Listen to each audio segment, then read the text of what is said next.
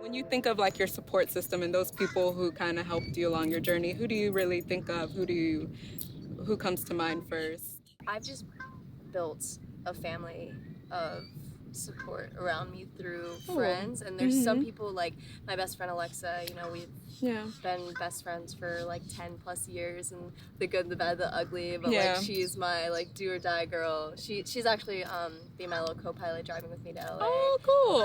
So Awesome. it's like I have people that I've been around for a That long pushing you time. through. Yeah, Mm-hmm. that believe in me, have always believed in me, have Yeah. always pushed me. But then I also have like new people in my life that inspire me, push me, guide me. So I think it's important to like have that support system, have those people who can like push you through when you are low and And like, in the darkness, and right? But also don't let you like wallow in your yeah, shit. just keep pushing you towards that destination and can help you like, even I know it's hard for people to create a plan like you did, but I think that's a good way to move through fear. Fear is always going to keep us so stagnant. It is literally trial and error. Like that is my answer. You have to be willing to take the risk and fail, because it's not even about failing. It's either you win or you learn. Exactly. And it's like you have to be willing to take those leaps, small or large. This is the biggest leap I've ever taken, but there's a lot of small leaps. And of course, but for me too, if I get burned, I learn. I do not let people take advantage of me. If something happens to me and I'm uncomfortable with it,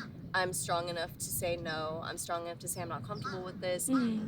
If somebody contacts me and I'm like, this doesn't really flow with sort of my portfolio, I might respectfully decline, or like, there's just certain things where like, you're allowed to say no. You're allowed, because that's part of walking in your truth too. You have to and say listening to your intuition, listening to that gut. Yeah, definitely trial and error though, everything. Yeah, so I think that's a good way to move through fear also. It's just like listening to your gut feeling, listening to those instincts, moving in the direction that it's telling you to, just being able to listen, which that's why I'm so glad that you picked that, pull that card for me, because I think that's definitely, and just taking those risks on yourself, Take the risk, do the research, do the work, do the shadow work. That is incredibly important, because your inner world is going to be the reflection of your outer world.